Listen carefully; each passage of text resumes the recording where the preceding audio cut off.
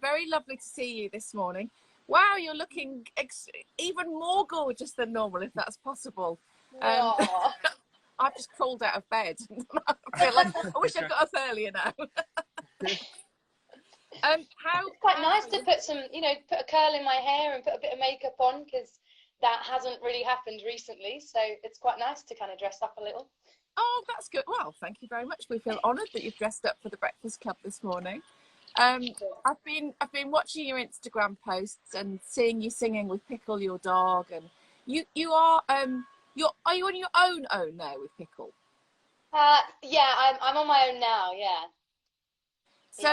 So sort of starting to lift now, lockdown. How has it been for you? Because I feel like you're normally around lots of people, very social, obviously, touring lots. You just finished the new album and got it out before all this happened, didn't you? Yeah. Everything kind of just came to a halt for us. We'd just been on the road for 5 weeks on tour with Young Voices, which was singing with lots of kids all over the country. And that was amazing fun. And then we came off of that tour and straight into promoting the new album.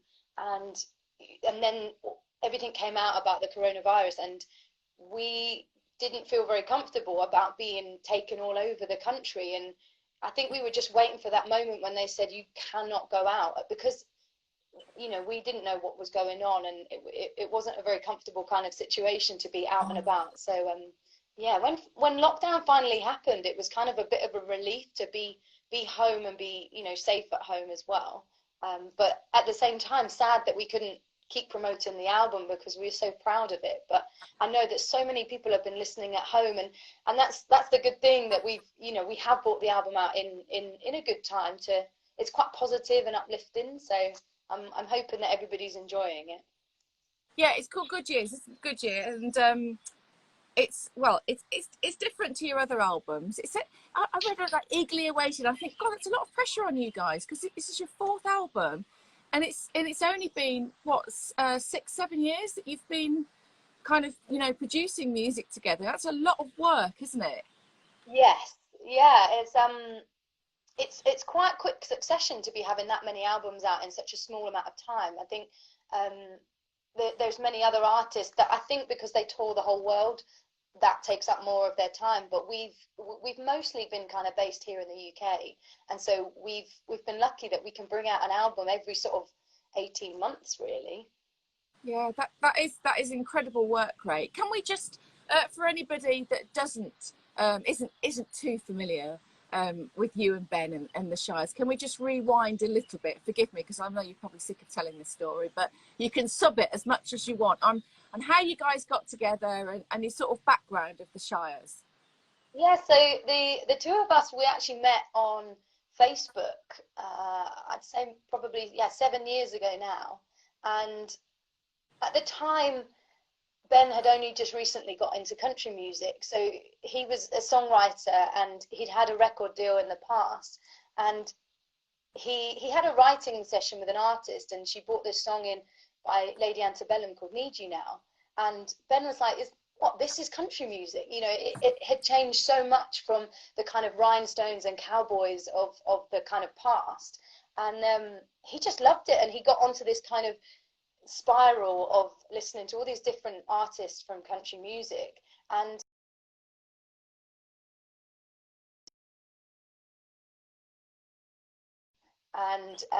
sing country music. And it was anybody in and around London, and at the time he lived in St Albans and I lived here in Bedfordshire, so we were like literally like half an hour drive away from each other, which was just crazy. And I'd been studying music for a long time, and I'd always loved country music, but it wasn't something that I spoke about as such. I felt like people enjoy it, so it was always that I always listened to. And I used to sing all the old songs with my gran. She was the one that kind of taught me all of the older stuff from back in the day, the Tammy Wynette stuff, the Jim Reed, China Bride. The two of us would sit and sing that. I mean, I would go to my gran's most of the time when I was young, and the two of us would just sit and sing all the time. And so when I left college, I finally just kind of plucked up the courage to put some covers up on YouTube of me singing Faith Hill and Martina McBride songs, and a friend actually tagged me into Ben's status saying, oh, you should, you know, check out Crissie. And he sent me about 4 songs at the time, and I absolutely loved them. And it was an email chat that we were having, and it was pretty quick and constant. And we arranged to meet up the next day, and we were just amazed that we found somebody else that was just as passionate about the genre. And how amazing was it for you? How incredible was it for you at that time, where you've been basically covering songs, hadn't you, and doing weddings and things like that, that someone was sending you their own written songs?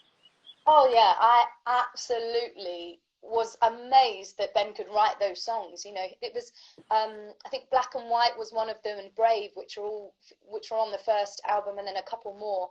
And I remember hearing, I think it was Black and White, it was the first verse up to the chorus, and I was like, wow, this song's amazing. I absolutely love it. And I just couldn't wait to get my voice on the track. I was just super excited. And the two of us, we just went into this kind of frenzy of, oh my gosh, you've got to check out this artist, and what about this song? And yeah, we were just off on one, and it was so cool.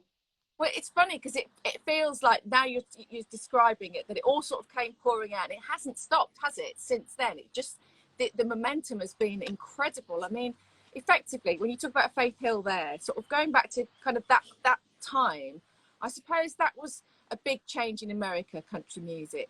And before then, people did consider it to be sort of country and western, didn't they? Which is why it seemed slightly uncool to talk about it. And then you guys came along with UK country and almost created your own genre. Is that fair?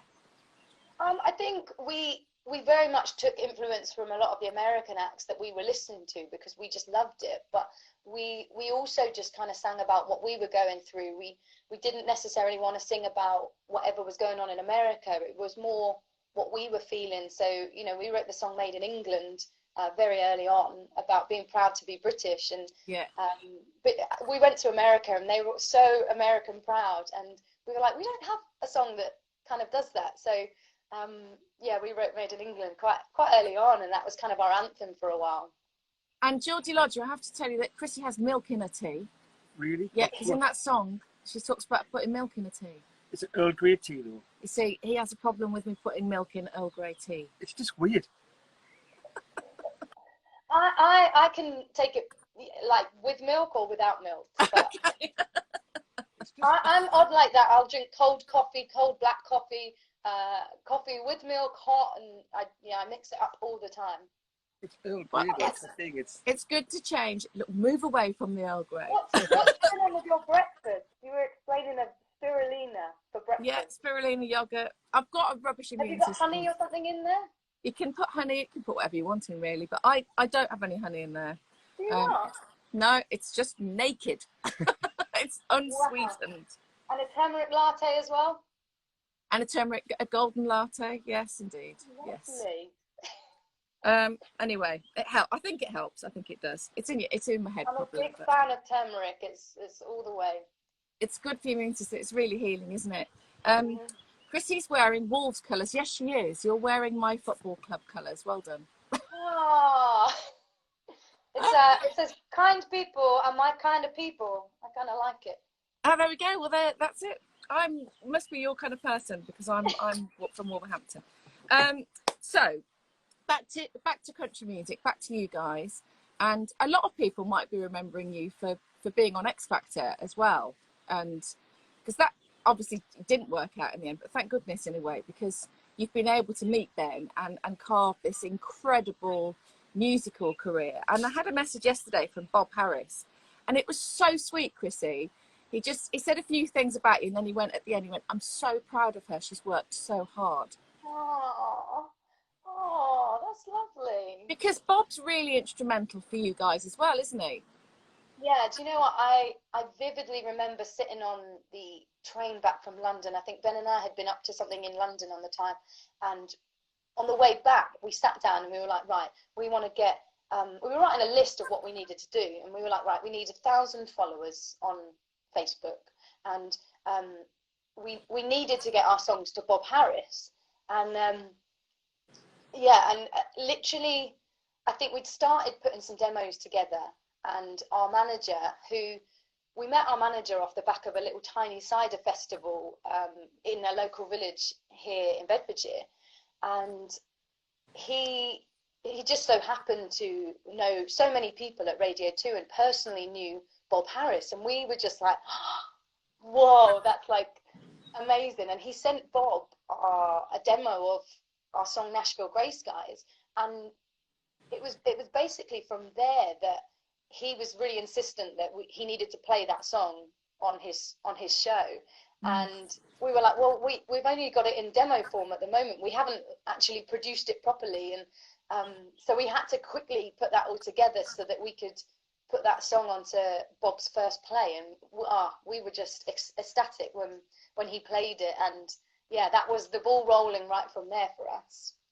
It's kind of like the godfather, isn't he, of country music, Bob? I don't Absolutely. think that. Yeah, and his show opens so many doors to so many artists now, and especially the UK country scene. There's so many people doing it here now in the UK, which is just the coolest. Yeah, it is, and you guys were at the forefront of that, so you should be really proud of that. Us and the Ward Thomas girls as well. We toured with the girls early on, and those girls they've got such an amazing sound that, when you, like you said the other day when you were chatting to Bob, like their sound when they sing together is incredible. I think because of that sister kind of connection that they've got, it's just lovely. Do you know, I rewatched last night 2015 Hyde Park, where you were on stage with Ward Thomas, because you've done quite a bit of collab with them, haven't you? Yes. Yeah, that was fun. Yeah, and you were the bit that I watched, you were covering Fleetwood Mac everywhere, and the connection, I mean, it was like harmony-tastic, because you've got you and Ben, and you've got the girls, and all together, and it just came out so beautifully. So where do you start when you're going to work? Let's take the Ward Thomas girls for as an example together. How does it work on who's doing what? Well, that was just us getting into the rehearsal studio that day and working out who was going to sing which parts. I think from my memory, myself and Lizzie, we're both soprano singers, so we always take the kind of higher line, and Catherine and Ben would have taken the lower lines. So I think from my memory that we sang, Ben and I sang together, and Catherine and Lizzie sang together, and then we switched it up a little bit and mixed the parts together. But we very much all kind of stick to our sort of lanes when we in vocal terms. So that's kind of how we worked that one out.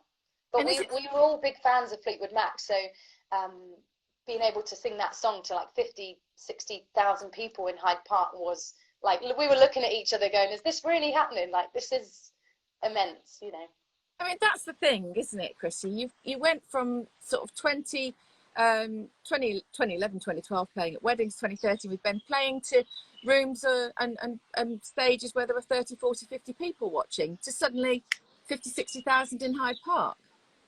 Yes. Yeah, that was, it was, I remember the first time of doing it, and it was just Ben and I on stage with an acoustic guitar, and he played piano on one song, and I just remember him being an absolute, Ben was a ball of nerves behind the scenes, and I was very nervous, but because Ben was nervous, I was like, I'm not nervous, it's fine, we've got this, and I was trying to be the kind of positive, upbeat one, pretending like, yeah, it's fine, we've done this before, but we really hadn't. And yeah, it was extremely nerve-wracking to get up, and just the two of us and acoustic guitar is pretty raw. Yeah, completely. And the harmonies that you two create, were you inspired watching anybody? Was there any particular act that you thought, that sounds amazing, we could do something similar to that because of the way that your voices are? Yeah, well, we were both inspired by Lady Antebellum. They've always been our biggest inspiration, and also the Civil Wars as well. I know Bob mentioned them just the other day. But I got to see the Civil Wars, I think, in their very last show, because the next morning they announced that they were splitting up, and I just remember watching them at Camden Roundhouse, and it was just them two, and John Paul was just playing the guitar, and I think one moment maybe Joy went over to the piano, but just the two of them filling out that whole room. I just remember standing there kind of with my mouth kind of wide open, just thinking, how is this real? This is absolutely incredible. I've never seen anybody like it before. And their harmonies were just so intricate. And just when you thought that the great thing with the Civil Wars is that they change their parts as they build the song. They don't necessarily pick the same line all the time. So I walked out of that room so inspired by them two, but at the same time surprised that they'd called it quits just the next day. But they still had another album to deliver as well. So I'm not usually one for waiting patiently for albums, but that one I was excited about. Yeah, they had such a killer sound, didn't they? Kind of really hauntingly beautiful, I think. When you put those two voices together. Are you going to, talking of hauntingly beautiful, are you going to sing something for us this morning? And I'll just stop talking for a while. Should I get Pickle involved? How do you feel? Yeah, what do you feel like giving us a tune? I mean, obviously, no Ben, but that's okay. Pickle can be Ben. Do you know what? I've realised now that I'm staying at home as much as I am, she just likes to nap most of the day, and she's definitely not quite the morning kind of person. She does resemble me somehow. It's quite uncanny, really. But she does like singing, so we'll see if we can get her up to sing. And Pickle, here she comes. Right, I'll try and warm her up with so I think it was like a year or two ago, Ben and I did a cover of Jerusalem for Songs of Praise, and I remember listening to the mix in the car one time when I had Pickle with me, and I'd been listening to loads of different songs, and she hadn't really, she just sat there quiet, asleep, and all of a sudden I started this one song and she was off. She had this beautiful, really quiet, like vibrato and everything, you know, singing next to me. And it was haunting because the starting oohs were quite, you know, kind of haunting anyway. But she totally got the song, and she sung it so beautifully. So she might join in. I mean, they say never to work with children and animals, so I can't guarantee. Okay, well, we're happy with just you. If Pickle joins in, then, you know, that's going to be something else this Friday morning, Crissie. Oh, you ready, Pickle?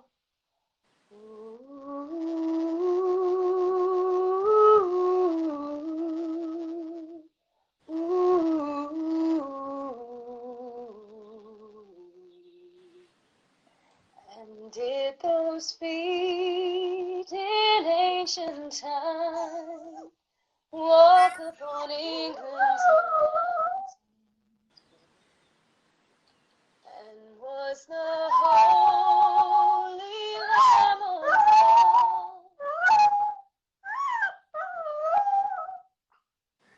God running?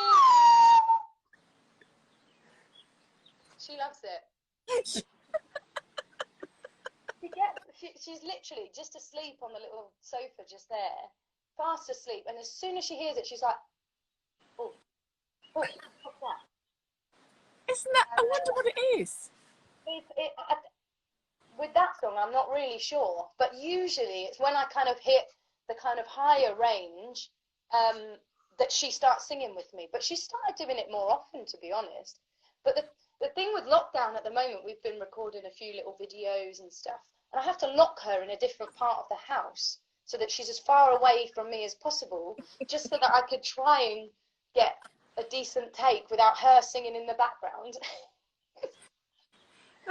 It's absolutely brilliant. I honestly thought she was like my gran hidden in, you know, like Reborn or something. When she heard that song, I was like, that's bizarre. And I quickly put on my my gran's favourite song, Patsy Cline, Crazy. And she was just like, yeah, no, I'm cool. You know, it's so bizarre how she just started on that one song, Jerusalem. It is, isn't it? It's fantastic. And weird and wonderful all at the same time. Yeah. Can we talk a little bit about Nashville, Crissie? Because I think what's interesting is that you guys, I don't think had been to America, either of you, before you got together, had you? And now suddenly Nashville seems to be your second home. And how important is it to you as a place, as a really, I suppose, a heartbeat for kind of kicking off in America? Yeah, we like you say, we hadn't actually been to Nashville before. When we met, actually, we always focused on kind of the music and getting the music down. And as soon as we sat on the plane to Nashville for the first time, this was kind of 6 months in, we signed our first record deal, and then within like a month of that, we were on a plane going to Nashville. And it was the first time we sat with each other and weren't necessarily focusing on music, so we got a chance to kind of get to know one another, found out that, you know, Ben's got sisters, and, you know, I've got a brother and sister, and, you know, our kind of background, which was kind of hilarious, really. But yeah, we take probably around 2 to 3 trips to Nashville. We spend about, you know, three weeks at a time out there, often to kind of go and write. We've got so many friends out there that are incredible songwriters, and then we go and we've recorded all of our albums out there as well. And there's something about that place. As soon as you touch down with the plane, it's just, the creativity just starts flowing, and it's everywhere. Music is everywhere. It can be somewhat overwhelming to see the standard of people over there. They're incredible. You know, it's all pouring out of the bars downtown, and you can go off to sort of bars in different sort of areas around Nashville as well, not necessarily downtown, and you can see #1 songwriters singing in those local bars, singing those songs that they've written for, you know, Brad Paisley or Carrie Underwood. And yeah, it's amazing to kind of immerse yourself in that scene. And did you feel daunted when you first went? Because obviously now you're the first UK country act to sign with a Nashville label, and it's all going on. But, you know, can you take us back to when you first went there? Or were you sort of just starkly-eyed and excited by the whole experience? Pretty much, yeah. It had been a place that I know that I'd wanted to go to for a long time. And I mean, genuinely, between the two of us, we thought there was going to be a lot more kind of tractors and like tumbleweed and people in like dungaree denim and, you know, like, yeah. But there wasn't any of that, really. It's pretty cosmopolitan, Nashville. But you know, the incredible music, and we were just walking around. It was like Disneyland for country music. It's just everywhere, and yeah, it was everything that we thought that it could be. Because I mean, obviously in the UK now, country has grown so big over the last 7 years. Really, there's been this explosion with you guys at the forefront, with Bob with his country show, with Country to Country becoming, you know, bigger and bigger and bigger. And what a shame that you couldn't play there this year, because you were going to play the main stage, weren't you? Yeah, we had Old Dominion pulled out just at the last minute, so we went into an absolute panic mode of trying to get all the new songs rehearsed with our band, and we just couldn't believe that we'd been asked to play the main stage. Like, we've been wanting to do that for such a long time, and so we were putting this set together, and we were super excited. And it was literally the day before we were turning up to rehearsal just to, you know, do the final touches, and we walked in with just the saddest. Yeah, there was this great sadness over the two of us, and we had to announce to all the boys in the band and the team around us that we weren't going to be playing there. And it was, everyone thought we were joking, but, you know, I think it was the right call to be made, kind of thing. And that show is going to happen just a whole year later. Yeah. So yeah, they've got the same headliners and everything going to happen next year, isn't it? Yeah, and I think we get to chat to a lot of the American artists, and they are astounded at what's going on over here, and they all want to come over here as well. They say that our fans are they listen so intently. In America, they're very much about listening to the singles, and they'll sing along to the singles that they hear on the radio, but they won't necessarily go into the whole album as a whole package. Whereas over here, we love to listen to album tracks, and a lot of our fans will sing all the words as well, because we know them all, you know. And I know that the American artists are really appreciative. We are, as an audience, we're very quiet. We listen intently, and then we clap because we've enjoyed it, but we want to hear what the artist has to say. And it's definitely not going unnoticed at how amazing our audience is over here. I wonder where that comes from, Crissie. I wonder if it's something to do with radio play in America, or how they digest their music, that you know, it's not the album that you, I mean, I love nothing, I'm from the, you know, I'm from the 70s, so I love nothing better than hearing a story and listening to the whole album. And I know the culture's changed in pop music here to being more single led, but I'm surprised about that in America with country music. I would have thought they would have gone for the whole album, but that's interesting, the difference, isn't it? Yeah, I think they're a lot more rowdier out there, and so I think they're having a good time in the audience themselves, and maybe forgetting that it's all, you know, you are going to see a show, and it's, I think we're quite respectful to whoever's performing, that we want to go and listen. And you know, I've heard of fights breaking out in the back of our shows because somebody's been talking, you know. Oh, really? Because everyone's there to listen, so Yeah, I do kind of get that. The new album, is it, I was trying to pick favourite songs last night, and I just couldn't do it, because I went through the list. I'm like, these four, let's talk about it. And then no, but you've got to have, you know, honestly, it's such a great album. I really love it. For you, how do you feel as though it differs to your other albums? well, I think it does kind of put a nod back to kind of album 1 and 2. I know with our third album, we wanted to really kind of go over to the American market, so sound-wise, it sounded a little bit more on the poppier side.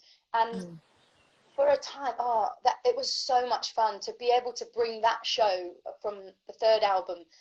The show was big, you know, we got to have all these crazy lights going off, and the staging was just really fun. It was quite on the poppier side with the bright colours and whatnot. But this album, I think, because we had, first time ever, we had quite a bit of time off and some time at home, so we had some time to kind of reflect on the craziness that had been you know, 5-6 years of being in the band, and we just got that moment to kind of reflect on that time, and I think that's come out in many of these songs.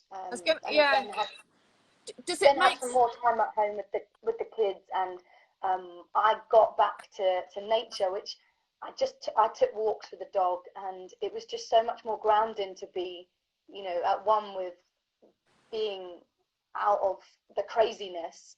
And you know, so songs like Good Years, Independence Day, I just loved. I know that there's so many references to the kind of American Independence Day, but it's just so uplifting. And On the Day I Die was a song that Ben had co-written, and I remember hearing it and just absolutely falling in love with it, and just couldn't wait to sing it. And you know, I sing it quite often here at home with little Pickle. She joins me, but it's, yeah, Ben comes much more from the songwriter background, so he's always writing, and we are never precious about where a song has come from. It's always about what it's about, you know, if it's the right feeling, if it's the right sound for the album. That's kind of how we work. And I love about Last Night, New Year, it just feels like a completely rounded album. How does it work when you're not together? Like, well, I mean, I guess you normally can just get together in some way, but have you been writing together during lockdown, or has that been impossible? Well, Ben's been a full-time dad for a while, because his fiance, she works at a school, so she's been in teaching a lot of the key workers' children and homeschooling as much as she can to children at home. And so he's gone from being this country pop star to being full-time at home with the kids. So I think that's been quite full on for him, but at the same time wonderful to have that much time at home, you know. Yeah. So I know the two of us have been getting some ideas together, and I know that he's done a couple of Zoom kind of sessions online, but it's just not the same as being in the room, you know, with each other. And the fun thing about co-writing with other songwriters is that you you get into that room and you have a little drink, you have a coffee, and you catch up about what's been going on in each other's lives, and that often spurs the next song. You know, it very much is a kind of therapeutic way of approaching songwriting. And that's the thing about your music, isn't it? You're telling stories, and you're telling your own stories. And I wonder whether, if you're on the road all the time and working and promoting, you're living a different kind of wildlife there, and you're actually writing about real life. So to get some time to yourself and have some real life, then brings you back. And is that more inspiring to write than when you're on the road, or does it kind of balance out? Yeah, it's pretty busy when we get out on the road, and you know, you go from city to city, and there's a lot of traveling involved, but at the same time it gives you that opportunity to talk to so many different people, and even if it's not something that we're going through, it perhaps is a situation that someone else is going through, or perhaps we've had kind of meet and greets with fans and we've heard their stories as well. So inspiration kind of comes from everywhere, but it certainly is easier when you've got time to actually live than when you're kind of going through the motions of being out on the road a lot. Yeah, because Ben wrote New Year, didn't he, about talking to a young, she's a teenager or 20, and she didn't have a very good New Year's Eve, and that inspired Ben to write that song about kind of not being with somebody on New Year. Yeah, the two of them, I think they wrote that on the 2nd of January last year, straight off the back. And again, that came out of a conversation. What did you get up to? You know, what have you been up to? And she mentioned that she didn't have anybody to kiss on New Year. And, you know, that just kind of pulled on Ben's heartstrings, remembering, you know, being, you know, that 20-something, and how important that moment is to you at that age. So, yeah, that song came out of that songwriting session. Do you want to sing anything else, Crissie, or am I pushing your vocals early in the morning? No, I can do. I can absolutely sing. I mean, I don't have any instruments here, but let me have a think.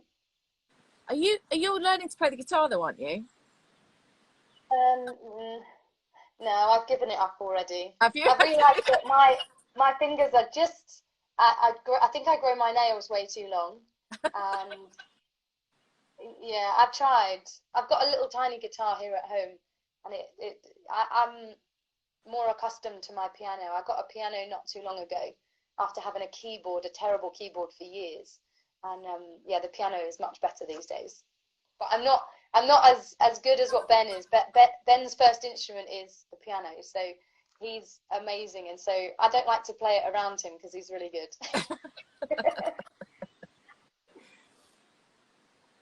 Well, if you feel like banging something out for us, that would be awesome.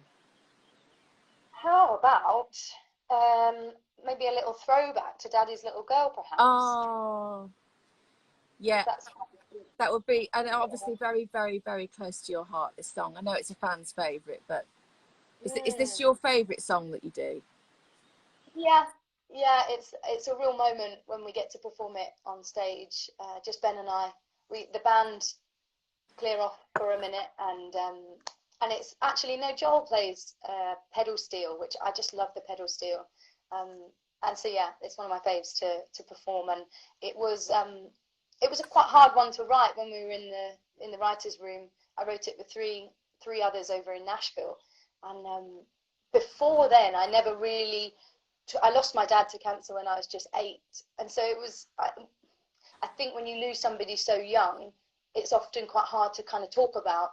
And I remember getting in the room, and Livy, the other songwriter, said, "I'd love to write a song about my dad," and it was just a wonderful moment to hear everybody's kind of influence of their dads in their life. And I just remember having this kind of like that lump in your throat when I'm trying to say something, but just loving every moment of it. So it was quite therapeutic, and then being able to perform it on stage has been a real joy to be able to do. Well, we'd love to hear a bit of that if you can. Smell of old spice, black cap on the dash, windows rolled down in the wind, white lines flying past. singing along with the radio, a little out of tune, hanging on to that steering wheel was the man who hung the moon. Used to wrap my hands around his little finger. Turns out he was wrapped around mine. He said you can be anything you want to in this great big world, but I'm always gonna be Daddy's little girl.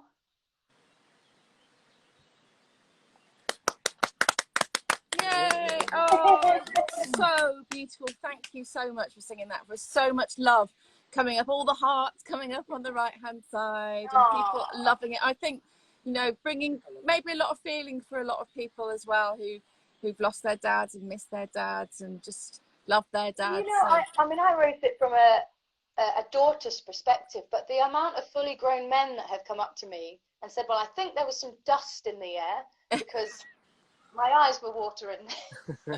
I'm not crying, you are. Yeah. Well, it captures, just think it captures that love and that longing really, really beautifully. And it's it's no wonder it's a fan's favourite. Talking of fans, I'm going to ask you some questions that came in for you. And I know the lovely Shires #1 fan, who I think you probably know. Yes, Madeline. She says, what's been keeping you positive during lockdown? Well, I've been a big fan of Audible books since I've been in lockdown. So I moved house most recently in December, and then because we went out on tour and we're super busy, I hadn't managed to do all the jobs, as always, that you have in your home. And so I've been listening to quite a lot of Audible books, and I found 2 amazing books that have really inspired me. One of them is called Untamed by Glennon Doyle, and the other one is More Myself by Alicia Keys. And I just loved hearing her stories about being in the industry, you know, as long as that she had. And yeah, I really appreciated both of them. And I love listening to podcasts and just reading books in general. And there's some amazing TV kind of Netflix shows out at the moment as well. Have you seen Afterlife? Yes, it's the only thing I've watched actually during the whole of lockdown, apart from Cardinal that I'm watching now. But yeah, it's wonderful, isn't it? It's so beautifully written, and Ricky Gervais is incredible in it. He just plays it so perfectly, doesn't he?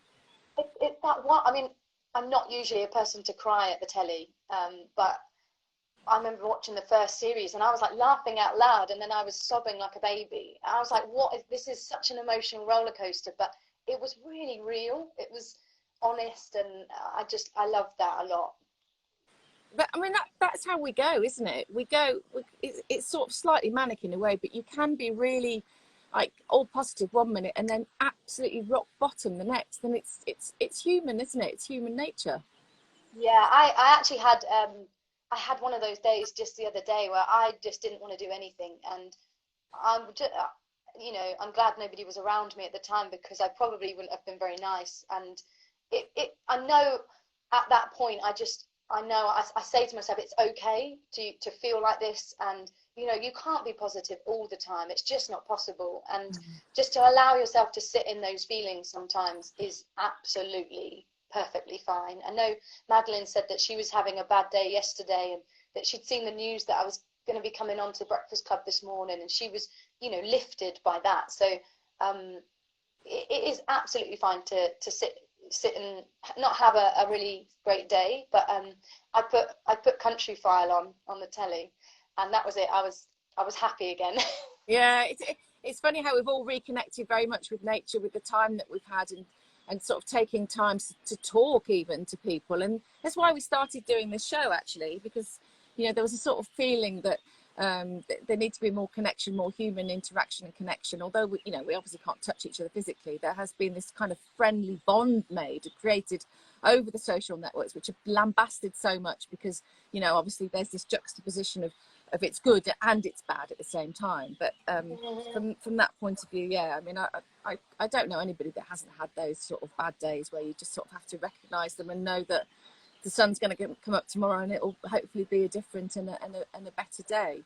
And it's also strange to be, we're trying to adapt to this way of life. So even when you just pop into the shops to go and get, a few supplies, everything about it isn't normal, so there's a lot going on inside your head to say, right, I need to keep away from these, from people, which, as humans, we want to be close, we want to be connected to one another. And there's times when I've nipped to the shops and I've barely said hello to someone because I'm so focused on, right, I must stay away, have I got my bags? And there's just sanitizing your hands and whatnot. And I feel like there's quite a lot of information going on that isn't still my normal, because I don't often pop out to the shops. I try and do as much shopping as I can, and then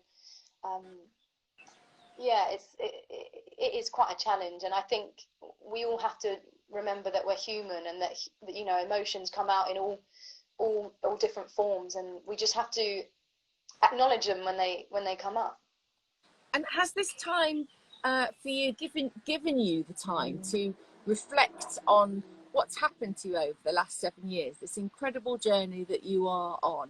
And I'm thinking of those moments, those pivotal moments in your life, really, that you go, God, did that really happen? So I wonder whether for you, you look back at the Albert Hall and that was your gig, you weren't supporting anybody, and you're playing the Albert Hall, and then you're at the royal wedding the next day.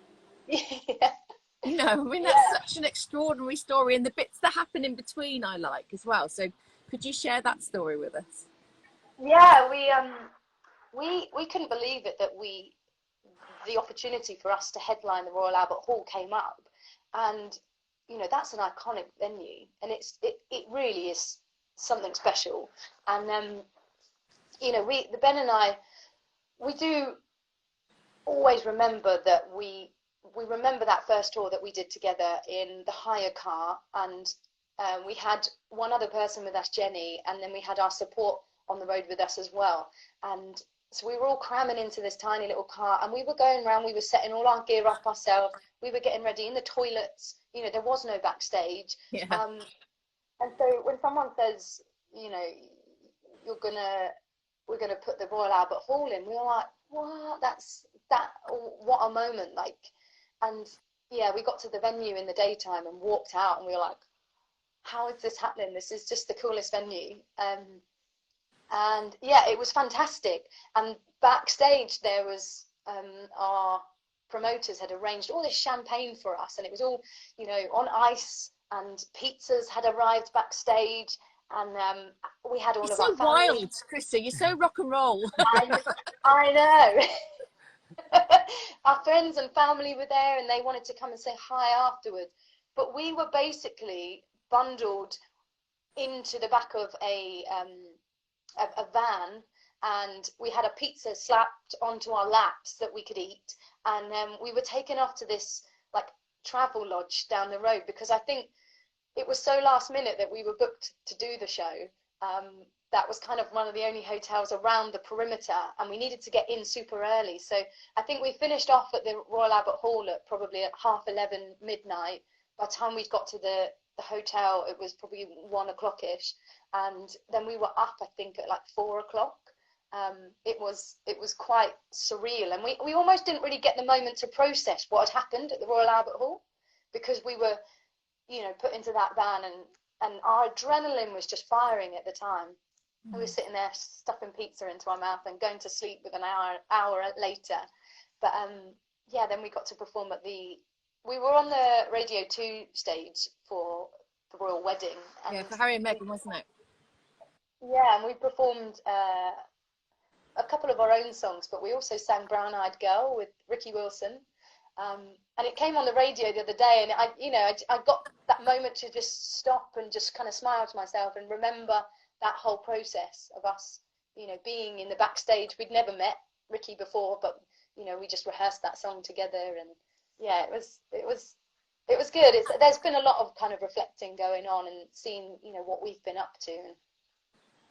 Yeah, and what about in Nashville? You sort of touched on Nashville and the atmosphere of the place with the music connection, and a lot of partying goes on in that. I was supposed to go to Nashville this year, and I'm really annoyed that I couldn't go, because Obviously I couldn't go because of what had happened, but we were going to do a road trip. So talking to you and Bob has made me sort of ignited this feeling to go back next year. Hopefully Oh, you absolutely have to.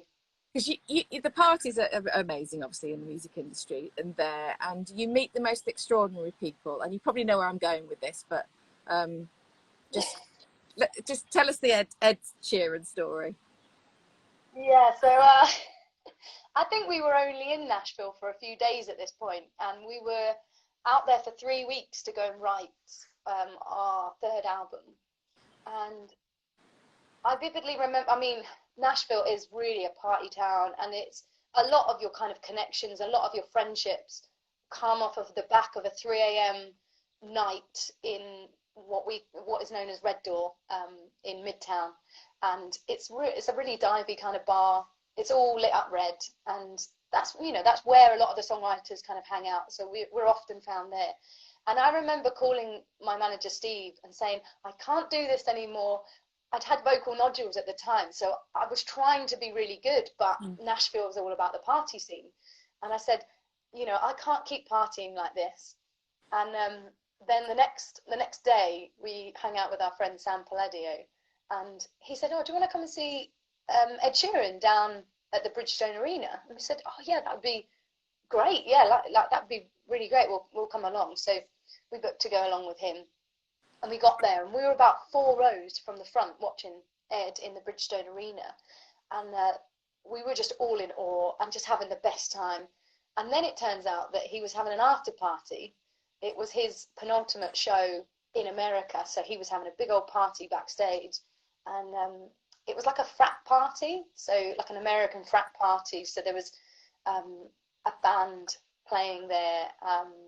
What else? I remember an ice sculpture being there with alcohol that fell down it, and just a free bar and everybody hanging out. And James Blunt was there as well. And Ed was just the sweetest. He came walking up to Ben and said, I think Ben went to go and say, oh, hi, I'm Ben from the Shires. He was like, yeah, I know who you are. I love your albums. I think they're great and really love what you're doing. And Ben was just a bit like kind of taken aback and couldn't really believe that he knew who we were. And then as the night progressed, I mean, I think I got out of there. I think Ben maybe called it quits early-ish, and I probably finished up, I think, when everyone was being kicked out around 4. Yeah, it was quite a late one. But I just remember a moment where I kept seeing all these guys being tipped upside down, and I didn't know what was going on. And so I walked up to Ed Sheeran and I said, oh, what's going on here then?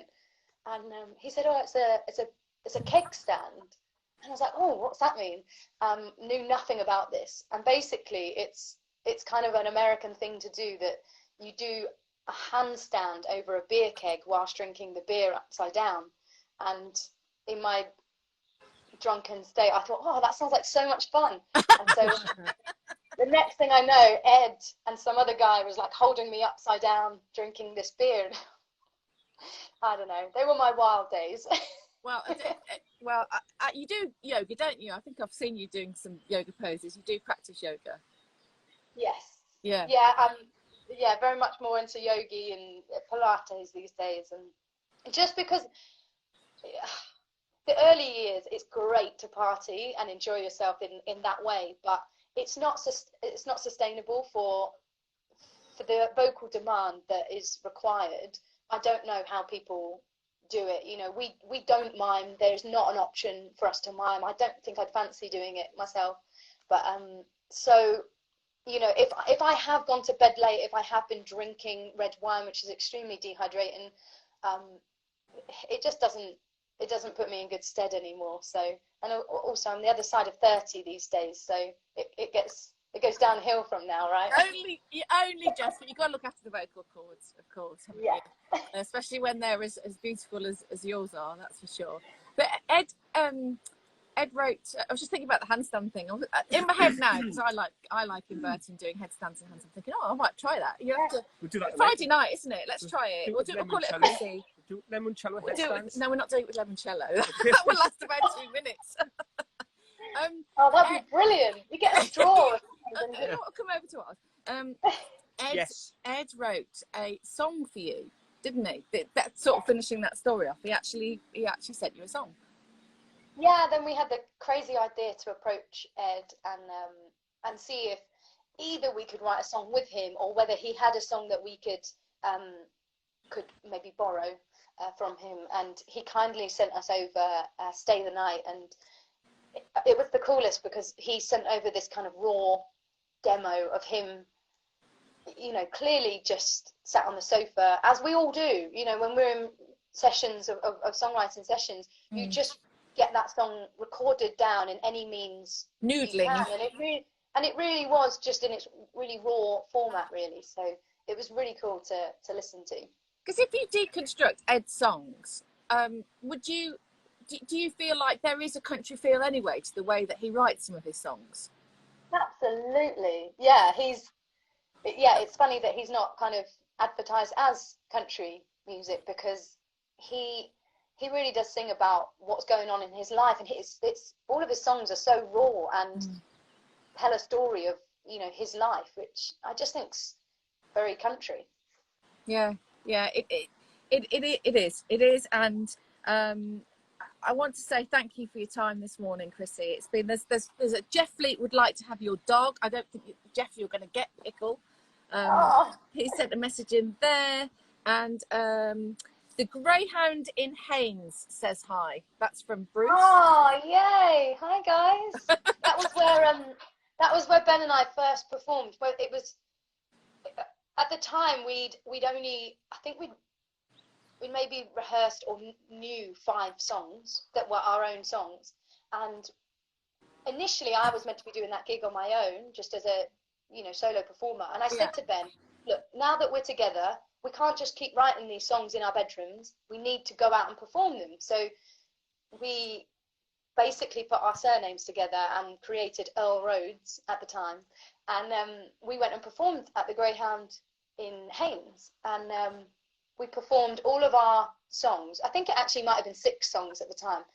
And the audience all said, oh, one more, play again. And we're like, well, we don't have another song. Like, that's it. That's our whole collection. 6 songs, that was it. And they said, well, play the first one again. And we said, okay, we'll do the first one. And then we finished that one, and they said, oh, play the next one again. And okay, so we ended up playing the whole set again. Did the full set. The whole 6 songs, as, you know, just two lots of the same set, basically, in the same day. And there was a guy called Bruce that was there in the audience, and he said, oh, I know this person, you know, this person, he's in the music industry. And at the time we were like, okay, you know, because everybody knows everybody in the music industry, and we thought, okay, cool. And it turns out he genuinely did, and that was where we met our manager. Small world. See, when I look at your story, and when I read more and more into it, it's as if the stars have aligned. But that's such a naive way of looking at it, because I know the music industry is bloody hard to succeed, and you guys have worked so hard to get where you are, and you do have to have that dollop of luck. And I guess the luck was that you did meet each other in the first place. Yeah, and right from the get-go, you know, people laughed at us because, for one, we were apparently too young to like country music, and who likes country music in the UK? So right from the get-go, we were kind of faced with, we truly believed in what we were doing and loved what we were doing. And, you know, we were kind of, in terms of the pop industry, we're kind of getting old. I think we were 25 at the time, so clearly not too old, but we were just like, you know what, we love this, and we're just going to give it our best shot. And the fact that it's taken off the way, honestly, just, I can't believe that it's happened. I think if I'd have thought back to myself at uni, I was always quite shy at uni, and I would never have put myself in this position. As much as I would have loved it, I just never would have thought that we could have been doing the shows and writing and singing music as a full-time career. So where did that confidence click? Where did that come from then? When did you believe? I think it felt like time was kind of running out a little bit, and all of a sudden I was just like, you know what? I'm just going to say it. I love country music, and I felt like as soon as I said that, everything fell into place. Everything that I did just so happened to, when I started kind of living my truth, I feel that is when everything just, the stars aligned for the both of us, I think. And it's been so gratefully received, hasn't it?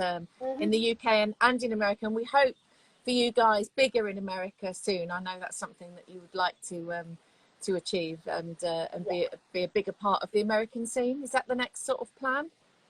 Yeah, we've got a new record label out there now, so they're super excited about promoting this new album, and as soon as we can get out there to go and promote it, we will. Yeah, well, we wish you all the best with that. Breakfast Club, as it's called, Good Years. It's fantastic, and go and stream the Shires all day. Go and listen to the back catalogue, and I promise it will lighten your mood if you're having a bit of a dark one. But Crissie, thank you so much, and can't wait to come and meet you in the flesh and see you guys play, and obviously meet Ben as well. And thank you for your time. Let us know if you want to come to a show, and yeah. Only if we can do handstands afterwards and drink beer upside down. Done. And on that note, I'll say lots of love to you, Crissie. Thank you very much. Thank you. Thank you to everyone for tuning in today as well. Have a good day. Lots of love. Thank you.